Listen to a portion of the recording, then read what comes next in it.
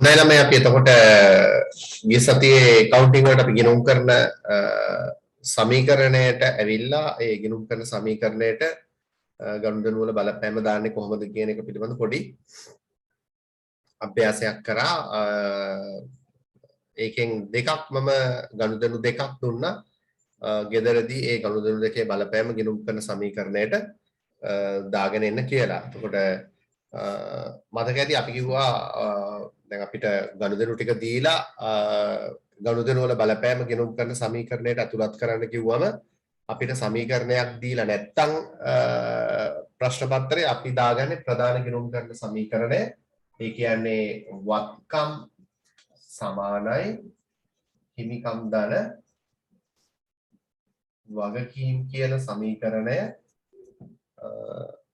දාලා තමයි අපිට ඒ ගනුදෙනු වල බලපෑම සමීකරණයට ඇතුළත් කරන්න වෙන්නේ. එතකොට අපි මේ ඉස්සෙල්ලත් සාකච්ඡා කරේ සමීකරණේ නොලිව්වට ව්‍යාපාරයේ සිදුවන ගනුදෙනු නිසා වත්කම් වගකීම් හිමිකම් වලට ඇතිවන බලපෑම අපි සෑහෙන දුරට සාකච්ඡා කරා. එතකොට ඒ ටිකම තමයි වෙනස තියෙන්නේ සමීකරණේ ලියලා ඒකට ධන ඍණ වශයෙන් ආදේශ කරන්න විතරයි. එතකොට ගනුදෙනු දෙකක් මම ඉතුරු කරා 6 වෙනි ගනුදෙනුව සහ 7 වෙනි ගනුදෙනුව වගේ තමයි මට මතක. එතකොට මම ඒක හිතලා දීපු අභ්‍යාසයක් ටියුට් එකට යන්න ඉස්සෙල්ලා කවුරු හරි කෙනෙක්ට කියන්න පුළුවන්ද අපි 6 වෙනියට දීපු ගනුදෙනුව මොකද්ද කියලා පොඩ්ඩක්? මොකද්ද 6 වෙනියට අපි දුන්න ගනුදෙනුව? මට ඒක හිතලා දීපු එකක් නිසා මට හරියටම මතක නැහැ මොකද්ද දුන්නේ කියලා. 6 වෙනි ගනුදෙනුව අපි දීපු මුදල් ගැනීම 1000යි. මුදල් ගැනිලි 1000යි. එතකොට ගැනිලි කියනකොටම අපිට ටක් ගාලා මතක් වෙනවානේ නේද? හිමිකම අඩු වෙනවා කියලා නේ. ඒක ටක් ගාලා මතක් වෙනකොට මම හිතනවා ගෙදරදී වැඩේ කරන්න ඇති කියලා. නොකරන්න හේතුවක් නැහැ. ඔක්කොම කරලා තියෙන්නේ. එතකොට මුදල් ගැනිලි කියලා කියන්නේ අයිතිකාරයා ව්‍යාපාරයේ ලාච්චුවෙන් මුදල් ගැනිලි කරලා. නේ? එතකොට මුදල් කියන්නේ මොකක්ද කියලා ඔයගොල්ලෝ හොයාගන්න ඕනේ වත්කම්. මේ ගැනිලි සම්බන්ධ වෙන්නේ හිමිකම් වලට.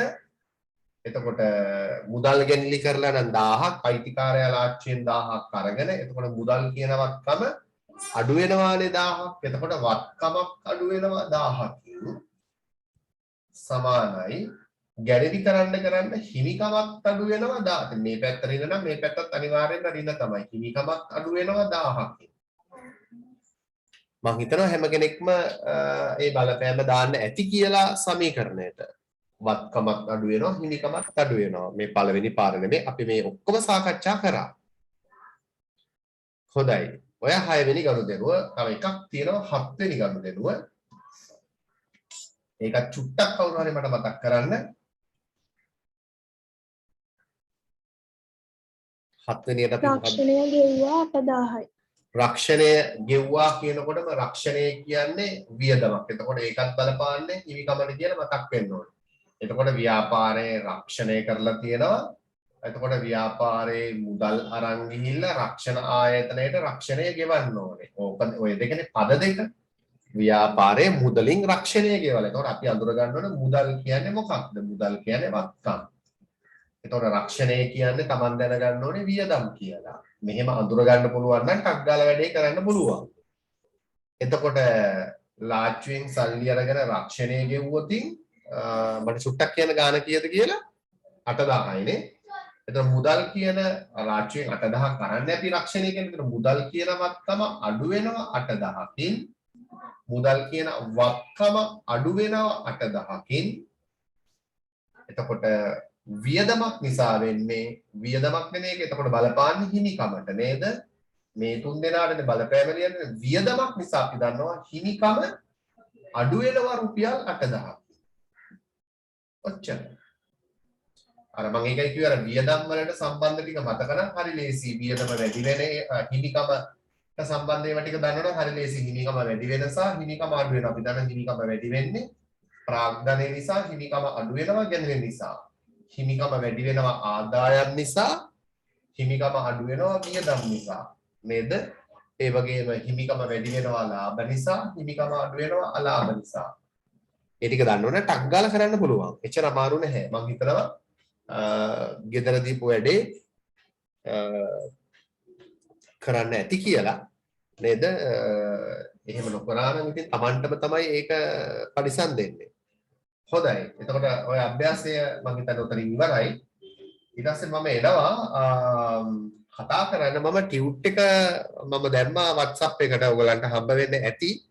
මම හිතනවා හම්බෙලා ඇති කියලා හැම කෙනාටම එදා අහනකොට හම්බ වෙලා තිබ්බ මට මතක විදියට. එහෙම නේද? ටියුට් එක තියනවා නේද? ටියුට් එක කියන්නේ ෆෝන් එකෙන් බලා ගන්න පුළුවන් නේ. මෙන්න මේක එවල ඇති.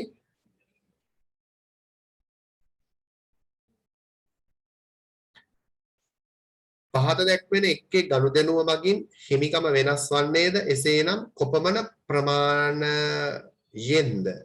මෙන්න මේක මම හිතනවා හැම කෙනා ගාවම ඇති කියලා. තියනවාද දැන් ෆෝන් එකේ? මෙන්න මේම ඊට පස්සේ මේකේ තියෙන්නේ තිසරගේ ගාන තියෙනවා, සාගරගේ ගාන තියෙනවා. ඊට පස්සේ අපිට කරන්න තිසරගේ ගාන, ඊට පස්සේ සාගරගේ ගාන, ඊට පස්සේ අපිට කරන්න තියෙනවා. ඒ ඉතින් උඩ අභ්‍යාසයක් තියෙනවා. තියෙනවද හැම කෙනා ගාවම බලා ගන්න පුළුවන්ද දැන්?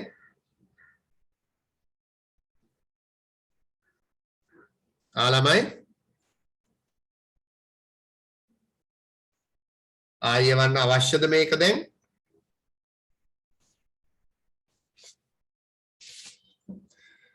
මලිත් එදා මං ගෲප් එකට දැම්මා මේක. එදා අහනකොට ඔක්කොමල්ලා කිව්වා තියෙනවා ආවා කියලා. WhatsApp කරා මම.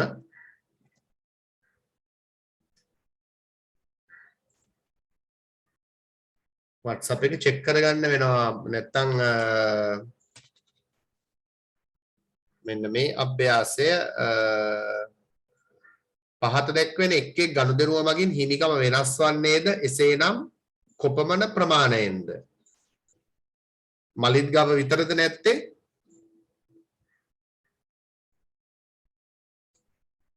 ගිය සතියේ මම දැම්මේ මේක. එදා අහනකොට තියනවා කිව්වා. අනිත් අය ගාව තියනවා මේක.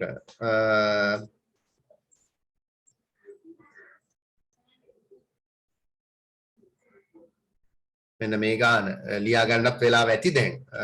පහත දැක්වෙන එක්කෙක් ගනුදෙනුව මගින් හිමිකම වෙනස් වන්නේද? එසේනම් කොපමණ ප්‍රමාණයෙන්ද? නැතිව නම් මම WhatsApp කරා ළමයි නොලැබෙන්න විදියක් නැහැ. ගෲප් එකේ ඉන්නවනේ ඔක්කොමල්ලා. මෙන්න මේ අභ්‍යාසය පහත දැක්වෙන එක්කෙක් ගනුදෙනුව මගින් හිමිකම වෙනස් වන්නේද? එසේනම් කොපමණ ප්‍රමාණයකින්ද? එතකොට දැන් ව්‍යාපාරයක නොයෙකුත් ගනුදෙනු සිද්ධ වෙනවානේ. දැන් ඔයගොල්ලෝ දන්නවා ගනුදෙනු විශාල ප්‍රමාණයක් අපි සාකච්ඡා කරා. එතකොට ව්‍යාපාරයක නොයෙකුත් ගනුදෙනු වෙනවා. එතකොට මේ ගනුදෙනු වෙනකොට ඔයගොල්ලෝ දන්නවා මේ වෙනකොටත් වත්කම් වලටයි වගකීම් වලටයි හිමිකම් වලටයි නේද? මෙන්න මේ තුන් දෙනාට බලපෑමක් ඇති වෙනවානේ. නේ? එතකොට දැන් මේ අභ්‍යාසයෙන් අහන්නේ මේ වගේ දෙයක්. දැන් ව්‍යාපාරයක සිදුවන සෑම ගනුදෙනුවක්ම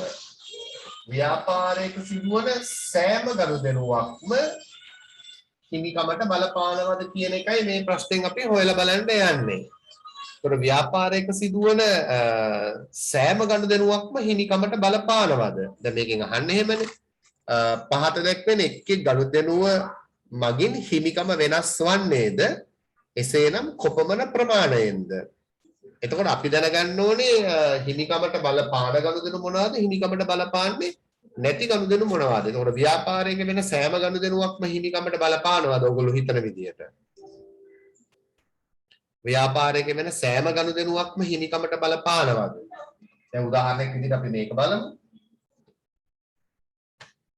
ඔයගොල්ලෝ දන්නවනේ. දැන් උදාහරණයක සමීකරණයේ වත්කම් සමානයි හිමිකම් ධන වගකීම්.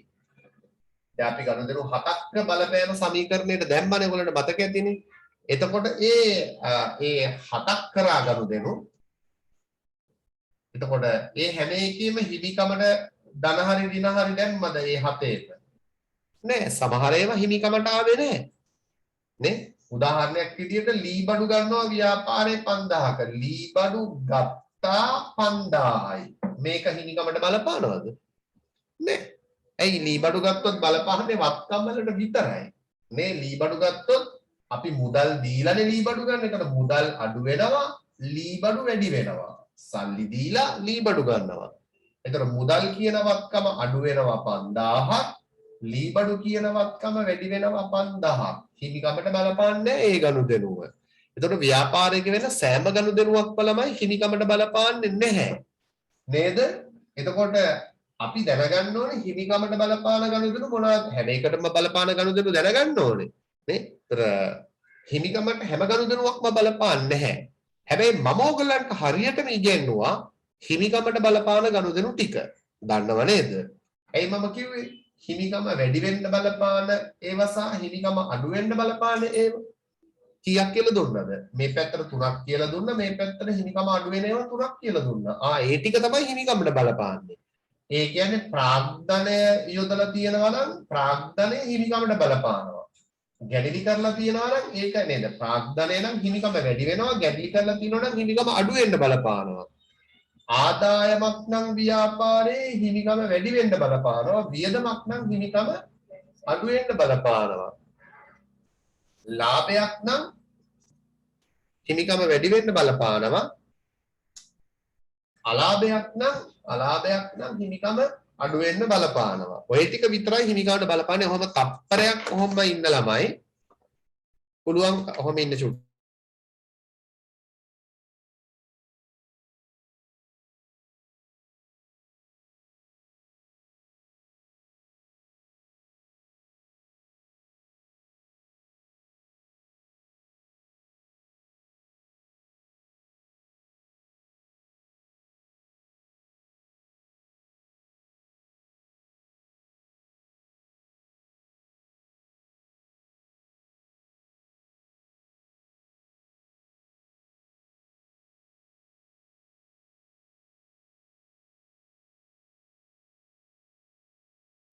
සර් මයික් එක ඕෆ් වෙලා තියෙන්නේ. එතකොට ළමයි ව්‍යාපාරයක වෙන මෙන්න මේ ටික විතරයි හිමිකමට බලපාන්නේ නේ වෙන එකක්වත් හිමිකමට බලපාන්නේ නැහැ. එතකොට මේකෙන් මොකක් හරි වෙලා තියෙනවා නම් මේ තුනෙන් මොන හරි එකක් වෙලා තියෙනවා නම් හිමිකම වැඩි වෙනවා නේ මේ තුනෙන් මොකක් හරි එකක් වෙනවා නම් හිමිකම අඩු වෙනවා. එතකොට මේ හය තමයි අපි දිගටම කතා කරගෙන ආවේ. එතකොට හරි ලේසි ඔයගලන්ට නේද මේ හයෙන් මොකක් හරි නම් හිමිකම එක්ක වැඩි වෙලා එක්ක හිමිකම අඩු වෙලා කියලා අපිට හොයාගන්න පුළුවන්කම තියෙනවා. right. අපි බලමු මේකේ පළවෙනි එක නැති කෙනෙක්ට ලියා ගන්නත් පුළුවන් දැන් කියනකොටත් එක තමයි රුපියල් 3000ක බහන්න 5000කට විකුණලා. එතකොට රුපියල් 3000ක බහන්න 5000කට වික්කම ව්‍යාපාරය 3000ක බහන්න 5000ට විකුණලා. එතකොට මේ ගනුදෙනුව හිමිකමට බලපානවද කියලා අපෙන් අහනවා. බලපානවද? මේක හිමිකමට බලපානවද ළමයි? ඔව්. බලපානවා. ඇයි ඒ? මේක නේද උත්තරේ. ඇයි ලාභයක් නෙමේක. 3000ක බාන්න 5000ට වික්කම 2000ක ලාභයක් නේ. ලාභයට හිමිකමට බලපානවනේ ලාභය. එතකොට අපෙන් අහන්නේ පහත එක්කේ ගනුදෙනුව මගින් හිමිකම වෙනස් වන්නේද? එසේනම් කොපමණ ප්‍රමාණයකින්ද? අපි හිමිකම වෙනස් වන්නේද කියලා නහන්නේ. එතකොට අපි උත්තරේ ලියනවා එකට එක කියලා දාලා ඔව් හිමිකම වෙනස් වන්නේද? ඔව්. ලියන්න එකට උත්තරේ හිමිකම වෙනස් වන්නේද? ඔව්. ප්‍රශ්න දෙකක් අහනවානේ. එසේනම් කොපමණ ප්‍රමාණයෙන්ද? තිතක් තිබ්බ අපි කියනවා හිමිකම මොකද වෙන්නේ ළමයි? 3000ක බාන්න 5000කට වික්කම හිමිකම 2000කින් හිමිකම 2000 මට ඊට නැති නිසා මම පහලින් ලියන හිමිකම දිගට ලියාගෙන යන්න ඕගොල්ලෝ හිමිකම 2000කින් මොනවාද වැඩි වේ. ඔන්න උත්තරේ. ප්‍රශ්න දෙකක් නේ අහලා තියෙන්නේ. පහත එක්ක ගනුදෙනුව මගින් හිමිකම වෙනස් වන්නේද? ඔව් හිමිකම වෙනස් වෙනවා. එසේනම් කොපමණ ප්‍රමාණයෙන්ද හිමිකම 2000කින් වැඩි වේ කියලා උත්තරේ ලියන්න ඕනේ. හරිනේ පැහැදිලිනේ හිමිකම වෙනස් වන්නේද ඔව් එසේනම් කුපමණ ප්‍රමාණයකින් හිමිකම 2000කින් වැඩි වේ ඔන්න ප්‍රශ්න දෙකටම උත්තරේ ලිව්වා අපි යනවා දෙවෙනි ගනුදෙනුවට හිමිකමට බලපානවද කියලා බලන්න දෙවෙනි ගනුදෙනුව හරි ලේසි අමාරු නැහැ රුපියල් 1800ක් ණයගැතියන්ගෙන් ලැබීම දැන් ටක් ගාලා මේකට දාලා බලන්න හිමිකමට බලපානවද කියලා නැත්නම් මතක් කරලා බලන්න රුපියල් 1800ක් ණයගැතියාගෙන් ලැබිලා ව්‍යාපාරයට ඒතර ඔයගොල්ලෝ දන්නවනේ මම ඒක කරානේ නේද ණයගැතියාගෙන් 1800ක් ව්‍යාපාරයට මුදල් ලැබිලා. එතකොට මුදල් කියන්නේත් වත්කමක්, ණයගැතියෝ කියන්නේත් වත්කමක්. ණයගැතියන්ගෙන් මුදල් ලැබුණොත් මුදල් කියන වත්කම වැඩි වෙනවා 1800කින්, ණයගැතියෝ කියන වත්කම අඩු වෙනවා 1800කින්. මේක බලපානවද හිමිකමට? ළමයි නැහැ නේද? ඒක බලපාන්නේ වත්කම් වලට පමණයි. මුදල් කියන වත්කම වැඩි වෙනවා, ණයගැතියෝ කියන වත්කම අඩු වෙනවා. එතකොට ඒක හිමිකමට එන්නේ නැහැ. හිමිකමට බලපාන්නේ නැහැ. එතකොට හිමිකම වෙනස් වන්නේද අපි කියනවා නැට. මේ එච්චරයි මේකේ උත්තරේ ලියන්න තියෙන්නේ. හිමිකමට කිසිම දෙයක් වෙන්නේ අඩු වැඩි වෙන්නේ නැහැ. බලපෑමක් නැත. ඔව් කියලා දැම්මොත් තමයි වැඩි වුණාද අඩු වෙනවද කියලා ලියන්න වෙන්නේ. හිමිකමට බලපෑමක් නැත. නැත කියලා දැම්මම ඇති. අපි එනවා තුන්වෙනි එකට. රුපියල් 1300ක් බොල් ණය ලෙස කපා හැරීම. රුපියල් 1300ක් බොල් ණය ලෙස කපා හැරීම. රුපියල් 1300ක් බොල් ණය ලෙස කපා හැරීම. මලිත් පොඩ්ඩක් ලියා ගන්න වෙනවා.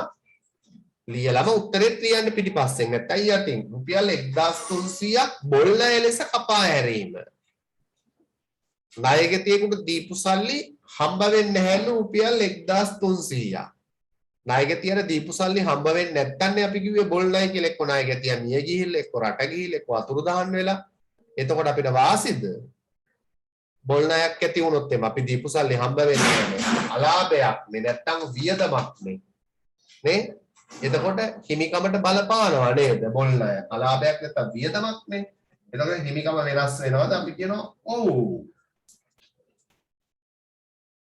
නේද? අලාභයක් නැත්නම් වියදමක් කියලා නැත් සලකන්නේ බොල් ණය. එතකොට හිමිකම වෙනස් වෙනවද? ඔව්.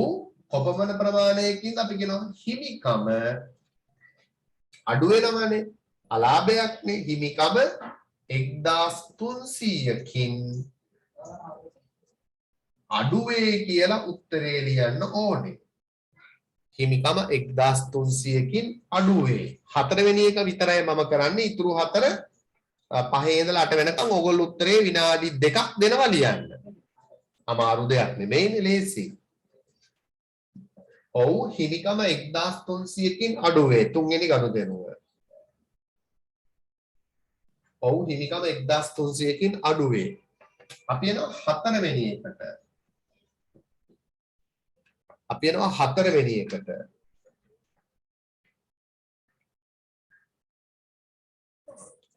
හතරවෙනි එක 6000ක සේවා ආදායමක් ලැබීම. නේ මොකද්ද කියලා තේරුම් නැති වුණත් ආදායමක් ලැබිලානේ ව්‍යාපාරයට. දැන් උදාහරණයක් විදිහට මම බලන්න මම සේවයක් සපයලානේ ආදායමක් උපයන්නේ.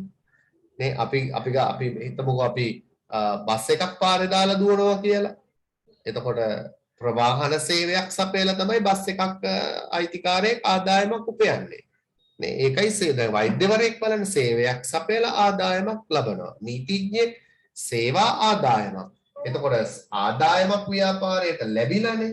එතකොට ආදායමක් කෙලින්ම දැක්ක හැටි තේරෙනවානේ. හිමිකමට බලපානවානේ. හිමිකම වෙනස් වෙනවද? ඔව්. හිමිකම රුපියල් 6000කින් වැඩි වේ. 6000කින් හිමිකම වැඩි වෙනවා. ඒක ආදායමක් නිසා.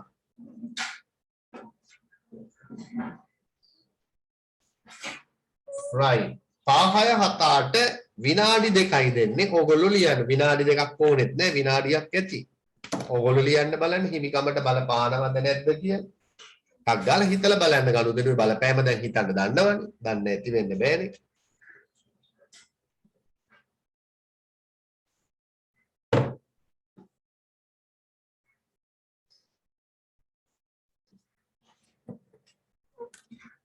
විනාඩි 2යි ආ.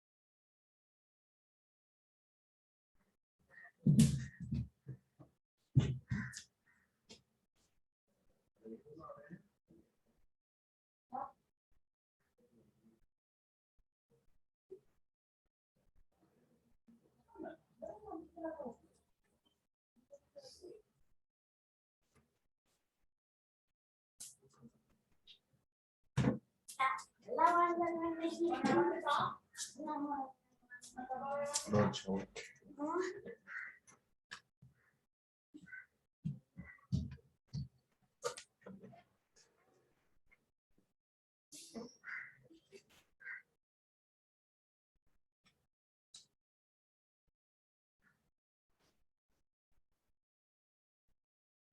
ඕනම ගනුදෙනුවක් දුන්නොත් ඔයගලන්ට ඒක හිමිකමට බලපානවද නැද්ද? ඒ ඕන එකක් හොයාගන්න පුළුවන් දැන්. මේ මූලික accounting ලේසි ඒක අර මූලික දේ දැනගත්තම අහන ඕන දෙයකට උත්තරයක් දෙන්න ලේසි. ටක් ගාලා හිතලා බලන්න පුළුවන් නේ ගනුදෙනුව මොකේද බලපාන්නේ කියලා. රයිට් මං හිතනවා වෙලාව ඇති කියලා රක්ෂණය ගෙව්වා දැන් අදත් දැන් ටිකකට ඉස්සෙල්ලත් කරානේ ගෙදර වැඩටත් දුන්නනේ රක්ෂණය මං හිතන්නේ. රක්ෂණය ගෙව්වා 1000යි. ඒතකොට ටක් ගාලා තියෙන රක්ෂණය කියන්නේ වියදමක්. ඒතකොට හිමිකම අඩු වෙනවා අනිවාර්යෙන්ම.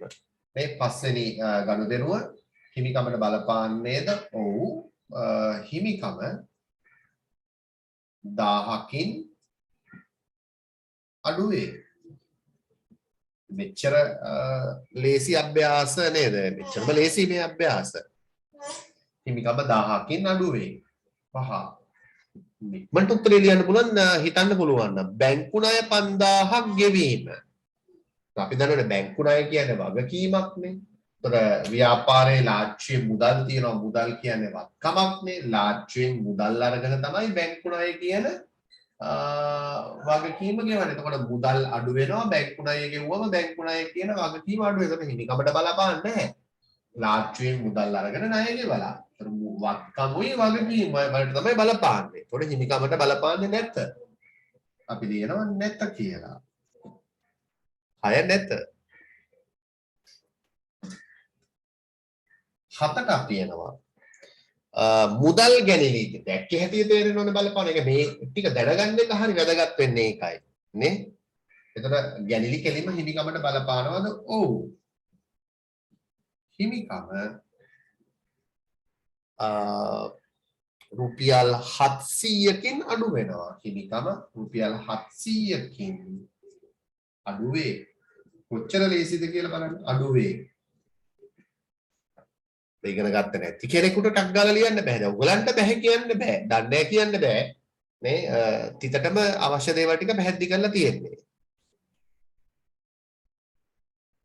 අට දැක්කේ හැටි තේරෙනවනේ ලද තිබ්බොත් මම කිව්වනේ ආදායමක් කියලා නේ. ලද දුටු සැනින් අපිට වැඩක් නැහැ ලද මොනවාද කියලා. ලද කොමිස්ද, ලද ගෙවල් කුලිද, ලද පොලිද අපිට ඒක වැඩ නැහැ. ලද දැක්කේ හැටි ආදායමක්. එතකොට ආදායමක් නිසා හිමිකම වැඩි වෙනවා. එතකොට හිමිකමට බලපානවද? ඔව්. හිමිකම 1000කින් වැඩි වේ. 1000කින් වැඩි වේ. නේ? ඔයගොල්ලන්ට ඕනම එකක් ටක් ගාලා බලලා කියන්න පුළුවන් හිමිකමට බලපාන ගනුදෙනුවක්ද හිමිකමට බලපාන්නේ නැද්ද කියලා. හිමිකම 1000කින් වැඩි වේ. සිම්පල් අභ්‍යාසයක්.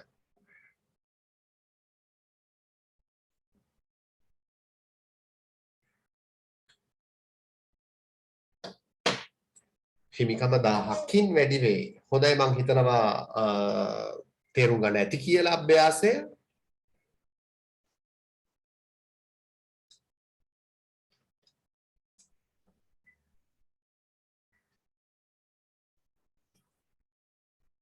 මලිට හොයාගන්න පුළුවන් වුණාද මලිත්? ඊට පස්සේ ගණන් ටික ලොකු ගණන් නිසා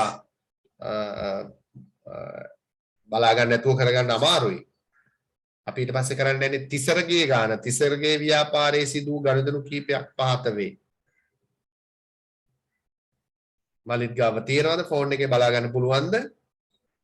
නැත්නම් මං ආයේ එවන්න ඕනේද? තියනවානේ. හරි ගැටලුවක් නැහැනේ. හොඳයි. එහෙනම් අපි යමු තිසරගේ ගාන මං අර ගෙදර කරන්න දීපු ගාන වගේ ගිය සතියේ කරපු ගාන වගේ මං එකපාරට අර ලොකු ගානකට ආවේ නැහැ. පොඩි අභ්‍යාසයක් දුන්නා ගෙදරදී. ඒ ගෙදර කරපු ගාන වගේම තමයි මේක ආයේ විශේෂින් දෙයක් ඉගෙන ගන්න නැහැ. බලන්න තිසරගේ ගාන තිසරගේ ව්‍යාපාරයේ සිදු වූ ගනුදෙනු කීපයක් පහත වේ. ඒතකොට අපිට ගනුදෙනු දීලා තියෙනවා දින පිළිවෙලටනේ. 1 රුපියල් 30000ක් ප්‍රාග්ධනය යොදලා අයිතිකාරයා. 1.4 රුපියල් 50000ක පිරිවැය වූ භාණ්ඩ තොග මිලදී අරගෙන තියෙනවා අපි සල්ලි දීලා බඩු අරගෙන. 1.9 අපි කඩකුලිය රුපියල් 10000ක් ගෙවලා 1.13 40000ක භාණ්ඩ තොගයක් 60000කට වික්ක දැනුත් කරානේ. 1.19 30000ක බැංකු ණයක් ලබා ගැනීම දැනුත් තිබ්බනේ. 1.21 තිසර කියනකොටම මතක් වෙන්න ඕනේ අයිතිකාරයා කියලා. පේනවනේ තිසරගේ නිවසේ දුරකථන බිල රුපියල් 10000ක් ව්‍යාපාරයේ ගෙවලා.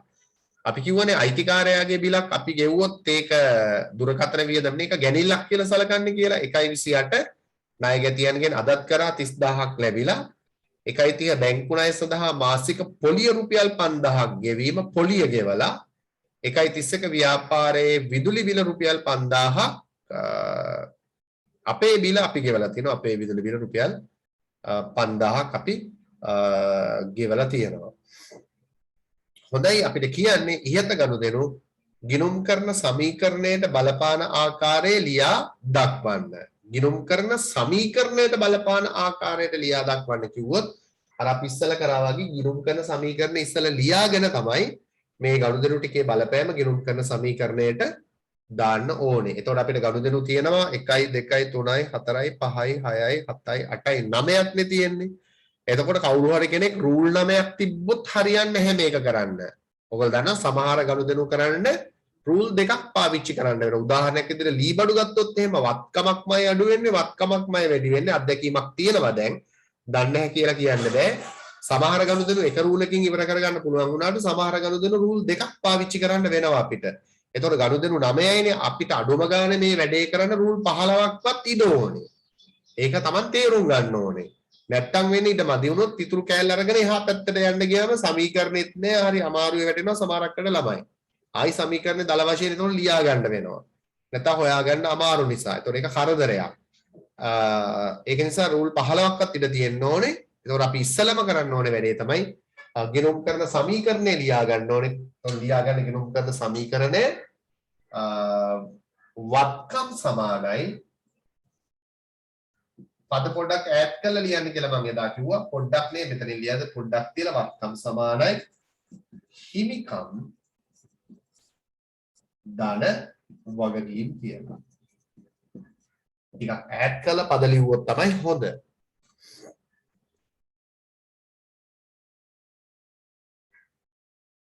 වත්කම් සමානයි හිමිකම් ධන වගකීම්.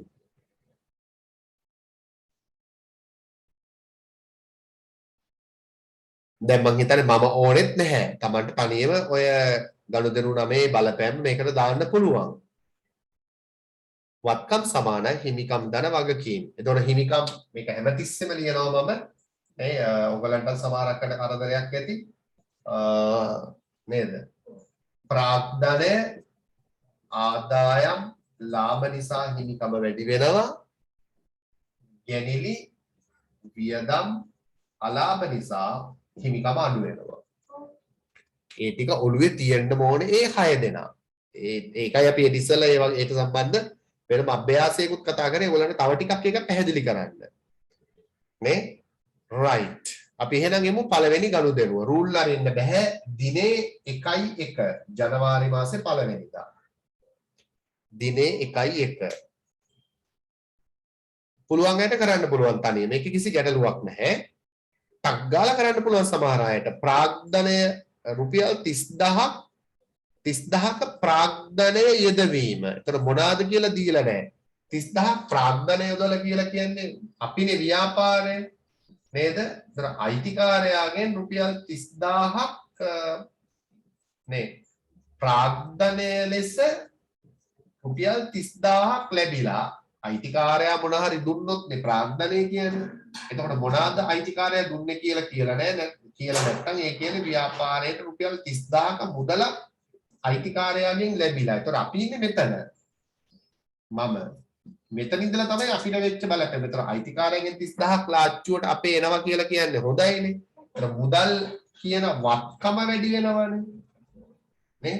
ඒතර වත්කමක් වැඩි වෙනවා. ඒතර වත්කමක් වැඩි වෙනවා 30000කින්. මේ ලාච්චුවට 30000ක් ඇවිල්ලා මුදල් කියන වත්කම 30000කින් වැඩි වෙනවා. ඒක දාගන්න පුළුවන්. ඒතර මුදල් කියන වත්කම වැඩි වෙන්න හේතුව මොකක්ද? ප්‍රාග්ධනයේ හේතුව නිසා. ඒතර ප්‍රාග්ධනයේ කොහෙටද සම්බන්ධ වෙන්නේ? අපි කියනවා ප්‍රාග්ධනයේ නිසා මොකද වෙන්නේ? හිමිකම ප්‍රාග්ධනයේ බලපාන හිමිකම වැඩි වෙනවා සමානයි ප්‍රාග්ධනයේ නිසා හිමිකමනේ මම මෙතන ලියලා තියෙන ප්‍රාග්ධනය හිමිකම වැඩි වෙනවා 30000කින්. අපිට අපේ උත්තරේ හරිද කියලා බලන්නත් පුළුවන් නේද? මේ පැත්ත සමාන වෙන්නේ මේ පැත්තට. මේ පැත්ත ධන 30000 නම් එහා පැත්තට ඍණ 30000ක් එන්න බෑ කීයටවත්. මේ පැත්ත ධන නම් එහා පැත්තත් අනිවාර්යයෙන්ම ධන තමයි. දෙපැත්ත සමාන වෙන්න ඕනේ. 30000යි. ඔච්චරයි. ඒතර ඔය ගනුදෙනුව හිමිකමට බලපානවා ප්‍රාග්ධනය නිසා. right. දෙවෙනි ගනුදෙනුවට අපි මේකෙත් මම දෙක තුනක් කරලා නවත්තනවා. හරි. රුපියල් 50000ක පිරිවැය වූ භාණ්ඩ මිලදී ගැනීම. භාණ්ඩ කියන්නේ තොග. භාණ්ඩ තොග. අපි දන්නවා බඩු ගන්න විකුණන්න. බඩු අරගෙන 50000ක බඩු අරගෙන ව්‍යාපාරය. ඒතර ව්‍යාපාරයේ කොහොමද 50000ක බඩු ගන්නෙ? මුදල් ගෙවලා තමයි නේද භාණ්ඩ තොග ගන්නෙ. අපි භාණ්ඩ කියනවට වඩා ජනප්‍රිය වචනේ භාණ්ඩ කියන්න පුළුවන්, බඩු කියන්න පුළුවන්, තොග කියන්න පුළුවන්. එතකොට භාණ්ඩ ගත්ත කියන්නේ තොග අරගෙන. එතකොට රුපියල් 50000ක පිරිවැය වූ භාණ්ඩ මිලදී ගැනීම මුදල් ගෙවලා අරගෙන. එතකොට මුදල් ගෙවුවා නම් මුදල් කියන වත්කම අඩු වෙනවානේ 50000. මුදල් කියන වත්කම අඩු වෙන. එතකොට දිනේ 1.4 ගනුදෙනු අපි කරන්නේ රූල් අරින්න අවශ්‍යතාවයක් නැහැ. මුදල් ගෙවුවා නම් 50000ක් 1.4 මුදල් කියන වත්කම අඩු වෙනවා 50000ක්. මුදල් කියන වත්කම අඩු වෙනවා 50000. මුදල් ගෙවුවම ඇතුළට එන්නේ තොගය. තොග ඇතුළට එනවා කියලා කියන්නේ තොගය කියන වත්කම වැඩි වෙනවා 50000. එතකොට වත්කමක්මයි අඩු වෙන්නේ වත්කමක්මයි වැඩි වෙන්නේ. එක වත්කමක් එළියට යනවා තව වත්කමක් ඇතුළට එනවා. එතකොට තොග කියන වත්කම වැඩි වෙනවා 50000. ඒක එහා පැත්තට යන්නේ නැහැ. ඒතර එහා පැත්තට යන්නේ නැහැ කියන්නේ එහා පැත්ත බිඳුවයි. මේ පැත්තත් බිඳුවයිනේ ධන 50000ට ඍණ 50000 කැපිලා ගියම මේ පැත්තත් බිඳුවක් වෙනවා. ඔච්චරයි ඕකේ බලපෑම. එතකොට රූල් දෙකක් පාවිච්චි කරලා තියෙන එකට එක රූල් ලියන්න බෑ. රූල් දෙකක ලියන්නේ. ඕනනම් ඉස්සලා ධන එක ලියලා ඊට පස්සේ ඍණ එක ලියන්නත් පුළුවන්. ධන ඍණ මාරු වුණාට කමන්නේ. මේක උඩින් ලියලා මේක පහලින් ලිව්වට ගැටලුවක් නැහැ. Tamanට ඕන එකක් ලියන්න පුළුවන්. පැහැදිලිනේ? right. තුන්වෙනි එක කරලා මම නවත්තනවා. හරි. ඊටු ටික කරන්නේ ඕගොල්ලෝ. ඔතකොට බුදිය ගන්න එහෙම නෑ. හරි. දැන් සමහරක් අය නිින්ද යනවනේ මේ වෙලාවට. 1.9 තියෙන්නේ මාසික කඩකුලිය ලෙස රුපියල් 10000ක් ගෙවීම. ඒතකොට මම එදත් මතක් කරා කුලියක්, පොලියක්, ගාස්තුවක්, බද්දක්, බිලක් නේද? ව්‍යාපාරයේ ගෙවපු නේද? වියදමක් කියලා එක තේරෙන්න ඕනේ. එතකොට 1.9 අපේ කඩේ කුලිය ගෙවලා අයිතිකාරයාට. එතකොට ලාච්චුවෙන් මුදල් අරන්නේ කඩකුලිය ගෙවන්නේ. මුදල් අරගෙන කඩකුලිය ගෙවලා. එතකොට කීයක් ලාච්චුවෙන් අරන්ද මුදල් කඩකුලිය ගෙවන්න 10000ක්. ලාච්චුවෙන් මුදල් 10000ක් ගත්තොත් මුදල් කියන වත්කම අඩු වෙනවා 10000ක්. එහෙනම් මුදල් කියන වත්කම අඩු වෙනවා 10000ක්. මුදල් කියන වත්කම අඩු වෙනවා 10000ක්. අපි වහනවා අපෙන් ඇයි මුදල් අඩු වුණේ 10000ක් ලාච්චුවේ කඩකුලිය ගෙවුව නිසා. කඩකුලිය කියන්නේ ඕනෑම කුලියක් පොලියක් ගාස්තුවක් බද්දක් බිලක් ව්‍යාපාරයේ වියදමක් නිසා ඔයගොල්ලෝ දන්නවා වියදමක් නිසා හිමිකම අඩු වෙනවා. එතකොට 1.9 රූලේ කෙලින් ආව වියදමක් නිසා හිමිකම අඩු වෙනවා 10000ක්. එච්චරයි. එතකොට අපි දන්නවා දෙවෙනි 1.4 ගනුදෙනුව හිමිකමට බලපෑවේ නැහැ. හැබැයි 1.9 හිමිකමට බලපෑවා. 1.1ත් හිමිකමට බලපෑවා. මුදල් කියන වත්කම අඩු වෙනවා. කුලිය වියදමක් නිසා හිමිකම අඩු වෙනවා. 1.13ත් මම කරලා ඔයගලන්ට කරන්න දෙන්න. අපි යනවා 1.13ට. 1.13 ඒ ඔක්කොම කියලා දීලා තියෙන්නේ 1.13 4000ක බඩු තොගයක් 40000ක බඩු තොගයක් 60000කට විකුණලා. දැන් හිතන්න ඕනේ තමයි. අපි ගාව තිබිච්ච 40000ක තොගය අපි දෙනවා. 40000ක තොගය 60000කට තමයි විකුණලා තියෙන්නේ. ඒ කියන්නේ 40000ක බඩු දීලා දැන් 40000ක තොගයක් කියලා කියන්නේ අපි බඩු ටික ගත්තේ 40000ට. එතකොට අපි විකුණන්නේ නැහැ නේ ඒක 40000ටම. නේ 40000ක තොගේ කවුරු හරි ඇවිල්ලා ඉල්ලුවොත් අපි යාට කියන්නේ නැහැ 40000යි කියලා. අපි කියනවා මේක අරගෙන 60000ක් දෙන්න කියලා. එතකොට 40000ක තොගේ දීලා අපි මොනවා එතකොට 40000ක තොගනේ යාට දෙන්නේ. බඩු ටික දීලා ඉල්ලගන්නේ මුදල් 60000. ඉල්ලගත්ත මුදල් 60000. මේ 40000ක තොගයක් භාණ්ඩ තොගයක් 60000කට දීලා ෂෝක් නේද බඩු ටික 40000ක තොගේ දීලා 60000ක් මුදල් ඉල්ල ගන්නවා. එතකොට තොගේ කියන වත්කම අඩු වෙනවා 40000. අපි ලියන්න පුළුවන් තොගේ කියන වත්කම අඩු වෙනවා 40000ක්. බඩු ටික දීලා සල්ලි ඉල්ල ගන්නවා 60000ක්. එතකොට මුදල් කියන වත්කම වැඩි වෙනවා 60000. රූල් දෙකක් පාවිච්චි කරන්නේ. එක රූලේ දෙකක් ලියන්න තහනම් බඩු ටික දුන්නා 40000ක ඉල්ලගත්ත 60000ක්. මුදල් කියන වත්කම වැඩි වෙනවා 60000ක්. වැඩේ ඉවර නෑනේ තාම. නේද? මොකද්ද තියෙන්නේ ඊට පස්සේ අපිට 20000ක 40000ක බඩු 60000කට වික්කොත් 20000ක 20000ක මොකද්ද ළමයි තියෙන්නේ?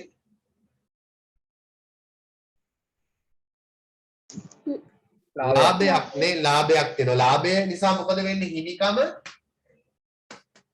ලාභය කෙලින්ම අයිතිකාරයන් හිමිකම වැඩි වෙනවානේ. එතකොට අපි දැම්ම 40000ක් කෙලින් මෙන්න මේව දැම්ම සමාන ලකුණ නේ 20000ක ලාභයක් තියෙනවා. ලාභය නිසා